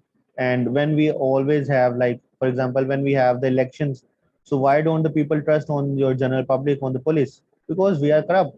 Yes, accept it, we are corrupt, we compromise. But military is an institution, they do not compromise. That is why we want them every time. So when we want them, then when we have our interest fulfilled, like accomplished, then we say, okay, we don't need you anymore, just go away. So what is this behavior? So they now, if you give them room, they will catch it because they are an institution. They are having a stake as well in this country. So how could you ignore them? So we have given them the room. Now they are using that room. So we need to get the room, like we need to get our space back. So for that, we need to be competent enough. We need to be efficient enough to deliver. So all these things, bureaucratic चीजें आपको बता रहा हूँ. So it is nothing to do with this. Like it's simply a recommendation. So if you come to the recommendation part, we have accountability mechanism. There should be accountability mechanism as well. Specification of the implementing authorities, specify the respective ministries, divisions, whatever we have. Role of grassroots level governance, all inclusive approach. Grassroots level be engaged to ensure their development work in line with the priorities identified in national security policy. So these are the three main recommendation. अब recommendation में कुछ हम ये समझते हैं कि जी हम 10-12 recommendation दे दें. अगर हम इतने ही गुरु हैं तो आगे जाके क्यों रिकमेंडेशन नहीं देते, क्यों उन्होंने ये चीजें नहीं की? क्योंकि recommendation one thing at a time we do, and that should be quite like impressive, और उसका इफेक्टिव होनी चाहिए. We have 10 to more points, for example SM में बना देते हैं 10, 14, 15 bullet points बनाते हैं, but they all are overlapping, so there is no benefit of it. So give recommendations which are genuine, which are concrete, and you could just support these things with your arguments. So these are the recommendations. Then we have conclusion. These are some sentences, lines which you could use in your paragraphs. So this is what we have for national security policy in Pakistan. Now the house is open for question answers.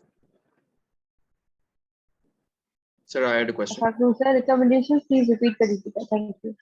Okay, मैं कर देता हूँ one by one. So yes, what is your question? Can you please repeat your name? Like asking the question, you should like mention your name. Sir, Usman Javed Saprahil. You, Usman. Sir, I just wanted to ask, like, when mentioning the challenges, to what extent do we go in identifying those challenges that we don't even like completely overrule the policy made by the state? So, for example, if you have the question, can critically evaluate the national security policy, so you should critically evaluate it. You should go all the depths and widths if you can go. So, if you have the arguments like जिस तरह मैंने इसमें चीजें लिखी हैं, if you have these things, you should go all length and width and depth of it of this document to support your arguments. We are acknowledging that this is the first ever document, but we are not saying that this is the perfect document. There are many loopholes जो आप उस पे easily उस पे elaborate और target कर सकते हैं. There is no issue in it. Thank you. जी, आपने किसी ने कहा था कि हम recommendations को दोबारा explain कर दूं. सबसे पहले recommendation ये है कि accountability mechanism, मतलब आप उसमें गाइडलाइंस तो दे रहे हैं, लेकिन उसको इम्प्लीमेंटेशन कौन करेगा, उस मतलब उसको अकाउंटेबल कौन करेगा, ओवरसाइट बॉडी कौन सी होगी जो ट्रैक करे कि आपकी अचीवमेंट्स कौन है, जो की परफॉर्मेंस इंडिकेटर्स हैं, केपीआईज जिसको कहते हैं, की परफॉर्मेंस इंडिकेटर्स. सो उनको आपने उनकी बेस पे आपने इवेलुएट करना है, ठीक है. तो उनको कौन करेगा, देयर शुड बी समथिंग जो इसको होना चाहिए, अकाउंटेबिलिटी ब्रांच इसकी हो.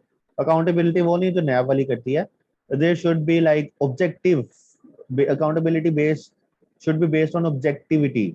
लाइक आपने 2 साल में ये चीजें करनी है, इतनी पॉपुलेशन कंट्रोल करनी है, ग्रोथ रेट को इतना नीचे लेके आना है, पॉपुलेशन की जो एक्सपेंशन है उसको इतना लेके नीचे लेके आना है, ठीक है. इकोनॉमी में इस चीज को इतना ऊपर लेके जाना है, एग्रीकल्चर का रोल ये होना चाहिए, सीड डेवलपमेंट आपने कितनी करनी है, आपने कौन सा सीड डेवलप करना है, किस रीजन में करना है, कहाँ करना है, ठीक है. आपका जो पानी है आपने उसको किस तरह मॉनिटर करना है. All these things are objective parameters. अगर हम कहते हैं कि जी करें, पानी को मॉनिटर करें, ठीक है कर लें, मतलब कौन कहाँ पे करें, पूरे पाकिस्तान में करें, that is quite impossible. So you need to map the things जहाँ पे आपने करना है, स्टार्ट करें ना छोटी छोटी जगह से. सो उसमें ये चीजें होनी चाहिए थी, उनको प्रायोरिटाइज करना चाहिए था एरियाज को जो इम्प्रूव करें और कैसे इम्प्रूव करें और कौन उनको इम्प्रूव करेगा और उनके की परफॉर्मेंस इंडिकेटर कौन से होंगे, वो इसके अंदर मेंशन नहीं है, ठीक है. उसके बाद specification of implementing authorities, specify the respective ministries को, उसको कौन करेगा. अब पाकिस्तान में मसला ये है कि कोई भी रिस्पॉन्सिबिलिटी नहीं लेता.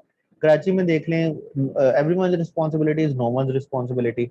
वहाँ पे जो बल्दिया है, उसके अलावा उसका जो म्यूनसिपल अथॉरिटी बल्दिया ही कहते हैं, इसके अलावा जो कराची डेवलपमेंट अथॉरिटी है, many there many other authorities, उनकी जो जुरिस्डिक्शन है वो ओवरलैप कर रही होती है. So no one is taking the responsibility. Similarly we are saying कि जी एनर्जी सिक्योरिटी, अब एनर्जी सिक्योरिटी जो है वो कहेगा जी उसके अंदर आपने, जब पेट्रोलियम मिनिस्ट्री भी है तो पेट्रोलियम मिनिस्ट्री का काम है, पेट्रोलियम मिनिस्ट्री कहेगी जी नहीं ये मेरा नहीं है, तो एनर्जी डिवीजन का काम है, उधर से रिकमेंडेशन आएगी तो मैं करूंगा. तो इस तरह की चीजें जो है ना वो कंक्रीट नहीं है.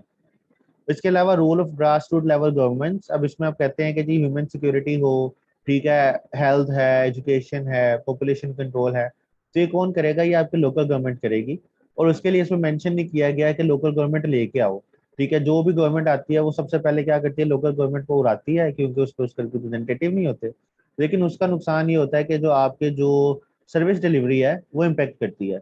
आप प्रोविंसेस पे तो शेयर ले देते हैं अपनी डिविजिबल जो आपका शेयर होता है इकोनॉमी का, मॉनेटरी शेयर ले लेते हैं, लेकिन वो आगे फर्दर डिवाइड नहीं होता. तो फिर विम्स एंड विशेस पे होता है आपके पॉलिटिशियंस पे, मिनिस्टर्स पे, कि वो किस रीजन में कितना डिस्ट्रीब्यूट करते हैं. तो इसमें मेंशन करना चाहिए था कि अगर आप इकोनॉमिक सिक्योरिटी लेके आ रहे हैं तो आपने जो प्रोविंशियल, जिस तरह आपके पास है एनएफसी अवार्ड है, national finance commission, provincial finance commission भी लेके आए, फिर डिस्ट्रिक्ट फाइनेंस कमीशन भी लेके आए, डिवीजन फाइनेंस कमीशन, फिर डिस्ट्रिक्ट फाइनेंस कमीशन. कि जी इतना इस चीज को जाएगा, ताकि ऑब्जेक्टिवली आप चीजों को मॉनिटर करना शुरू करें। तो जैसे आप चीजों को ऑब्जेक्टिवली मॉनिटर करते हैं, जिस तरह आपके सीएसएस पेपर हैं ऑब्जेक्टिवली मॉनिटर होते हैं, other than essay. Essay subjective होता है, 40 में से किस तरह पैरामीटर है, 100 में से किस बेस पे उसने कितने कितने नंबर देने हैं, वी डोंट नो, ठीक है, वो उसके विम्स एंड विशेस पे हैं। So that could be called as subjective. Objective कहाँ पे आ जाता है आपके, अब बाकी पेपर्स में 20 नंबर के एमसीक्यूज हैं, ठीक है, 20 नंबर का एक क्वेश्चन है, 20-20 के डिवाइड किए गए हैं, तो ऑब्जेक्टिव हो गया कि आपने उसमें अच्छा इंप्रूव करेंगे तो नंबर आ जाएंगे, उसमें करेंगे तो नंबर आ जाएंगे। तो इस तरह की चीजों को हम ऑब्जेक्टिव और सब्जेक्टिव कहते हैं। तो आई थिंक ये चीजें आप सबको क्लियर हो गई होंगी। अब इसके अलावा कल कुछ असाइनमेंट्स दी थी और कुछ ही लोगों ने मुझे असाइनमेंट सेंड किया है, तो वो असाइनमेंट आप क्या दोबारा सेंड कर सकते हैं ग्रुप में, so that I can paste the assignment here और चेक कर लूँ आप सबके सामने।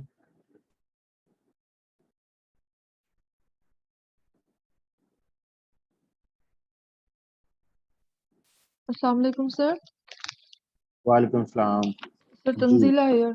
सर मुझे ये जी। पूछना था कि इंट्रो में हम क्या क्या लिख सकते हैं, कौन कौन सी चीजें, मतलब ये थोड़ा स्पेसिफिक बता दें, और लेंथ कितनी होनी चाहिए इंट्रो की। इसमें क्या लिख सकते हैं, सॉरी मैं सर समझा नहीं आपको। इंट्रोडक्शन में सर कोई भी सवाल आता अच्छा, है ना करंट इंट्रोडक्शन अफेयर, में, हाँ। जी सर। अब ये आप लोगों ने ना इंट्रोडक्शन भी लिखना जरा, जो आप असाइनमेंट भेजेंगे इंट्रोडक्शन में क्या लिखते हैं। इंट्रोडक्शन जो है ना आपका नियरली पूरे पेज से ज्यादा ना जाए, मतलब उसके जो लेंथ हो नियरली 10 to 11 सेंटेंसेस की हो सकती है। उसके अंदर हमने बोंगे नहीं मारनी, वेरी रेलिवेंट पर्टिनेंट चीजें हो, ठीक है, इंपॉर्टेंट चीजें। जिस तरह आपका ऐसे का इंट्रोडक्शन होता है उस तरह की चीज आपने उस पर लिखनी है इंट्रोडक्शन के अंदर। उससे ये होगा कि वो करक्स बताएगा आपके क्वेश्चन का। अगर उसमें इरेलीवेंट चीजें लिख देंगे, हिस्ट्री से स्टार्ट कर देंगे या एक ब्रीफ ओवरव्यू देंगे, तो चीजों को क्या करेगा, जेनेरिक ले लेगा। जो भी क्वेश्चन जो पूछा हुआ है उससे रिलेट करें, उसके अंदर थीसिस स्टेटमेंट आपकी हो, मतलब थीसिस स्टेटमेंट का मतलब है करक्स। तो ये चीज आपके इंट्रोडक्शन में होनी चाहिए। इसके अलावा इसमें मैप्स यूज कर सकते हैं आप, ग्राफिक्स यूज कर सकते हैं प्रेजेंटेशन स्टाइल को इम्प्रूव करने के लिए। तो ये चीजें आप उसमें कर सकते हैं। तो आप लोग सेंड कर रहे हैं असाइनमेंट को ग्रुप के अंदर, जिसने मुझे सेंड किया, so that I can discuss it with you. अस्सलाम वालेकुम सर। वालेकुम अस्सलाम। Sir Furqan is here. मेरा सर क्वेश्चन है रिगार्डिंग नेशनल जो सिक्योरिटी पॉलिसी है। सर इसमें जो देखा गया बाकी सारे जितने भी कंपोनेंट्स हैं, ऑब्जेक्टिव्स हैं, इसमें जो मेन जो इश्यू है वो जो है ना कंसर्न है वो इकोनॉमिक है।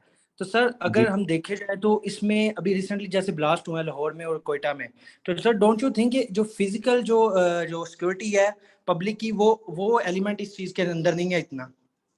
नहीं नहीं, वो है, वो तो आपकी ट्रेडिशनल सिक्योरिटी के अंदर है ना चीजें, वो तो ऑलरेडी चीजें मेंशन है। बस इसमें उन्होंने एक्स्ट्रा ऐड कर दिया इकोनॉमी को। उसमें देखें ना, अगर हम शुरू में आप स्लाइड्स में जाएं तो उसका फ्रेमवर्क देखें, ये मेन इसमें चीजें मेंशन ज्यादा की गई हैं नॉन ट्रेडिशनल में, क्योंकि उसके पास आपके पास चीजें नहीं है, उसको रिटर्न फॉर्म में नहीं किया गया।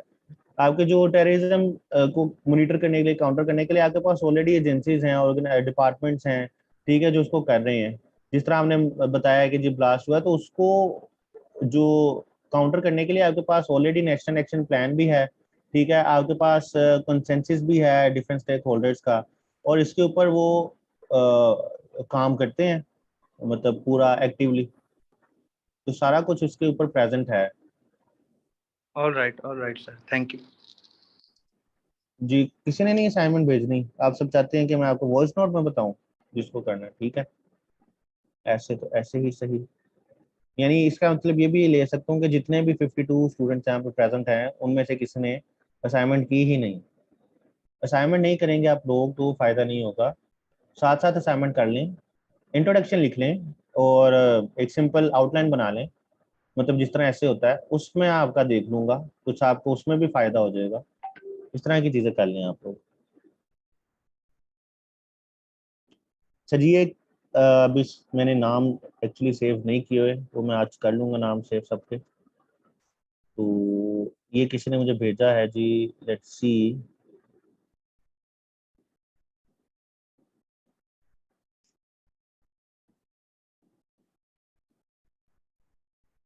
अच्छा, मॉक चल रहे हैं जी आप लोगों के।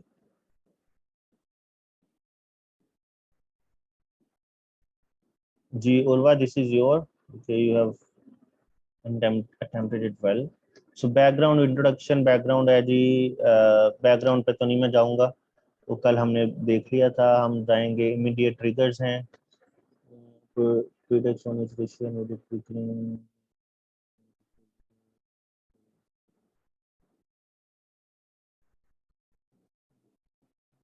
This is the main thing, इसको पहले रखना चाहिए, ठीक है। ये मेन चीजें हैं, प्रायोरिटाइज करनी होती है हमने पॉइंट्स को।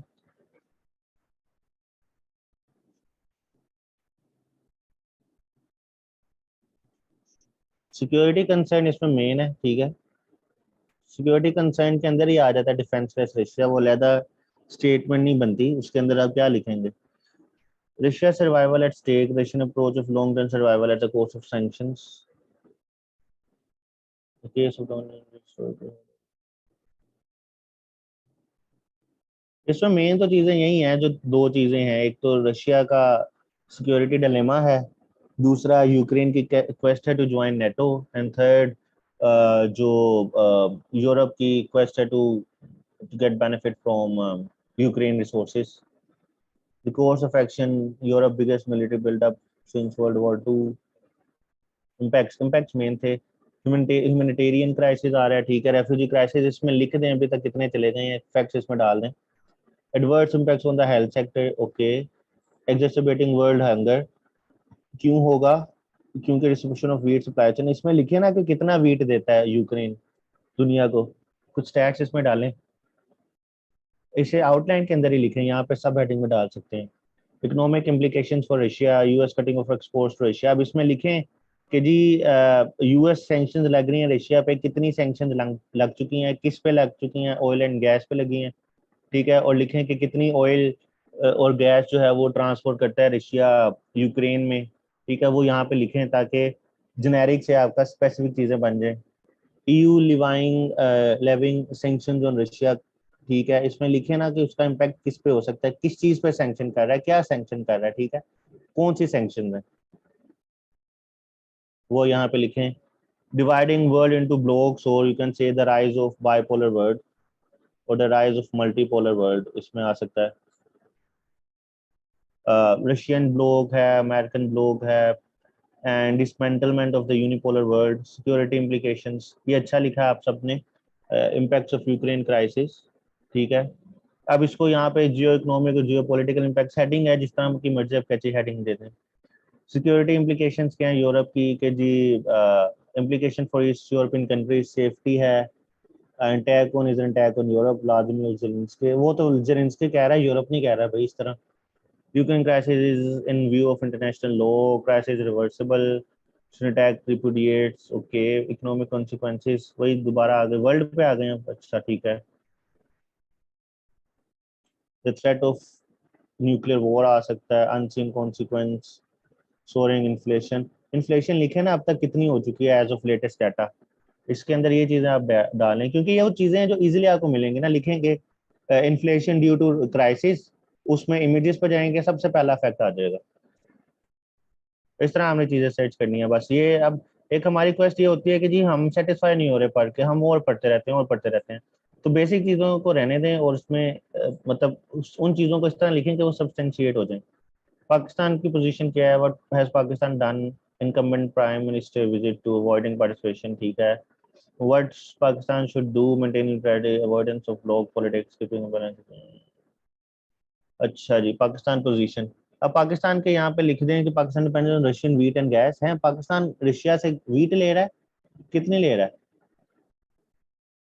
गैस हम ले रहे हैं वहां से, हम कब ले रहे हैं, हमारी कब से डिपेंडेंस हो गई? इस तरह की ना चीजें लिखें। अच्छा, आपने स्टैट्स लिखे हैं डिटेल नोट्स पे, तो वो डिटेल नोट्स भेज देना ताकि पता लगे। What should Pakistan do, okay, solutions आ गए, shielding cold war mentality, shedding cold, हाँ ये जो डिसोइंग है और उसमें वो पीस है वही सोल्यूशन हैं। इसके अलावा तो सोल्यूशन ये मेन सोल्यूशन यही है कि यूक्रेन जो है वो बैंड डाउन करे और रशिया इस पे जो है वो थोड़ा सा एक लीनियंट रोल प्ले करे उस पे, और उसमें कुछ उसको जिस तरह पहले दी थी यूक्रेन को कुछ फैसिलिटीज दे दे in terms of cheap gas and other things, तो इससे आपका जो है वो सोल्यूशन खत्म हो जाएगा, मतलब इशू खत्म हो जाएगा। तो ये चीजें आपकी हो गई डिस्कस, वेरी गुड ओवरऑल। अच्छा जी, एक ही आई है तो then let's call it a day. So next class, tomorrow I have actually a ceremony to attend at this time. So I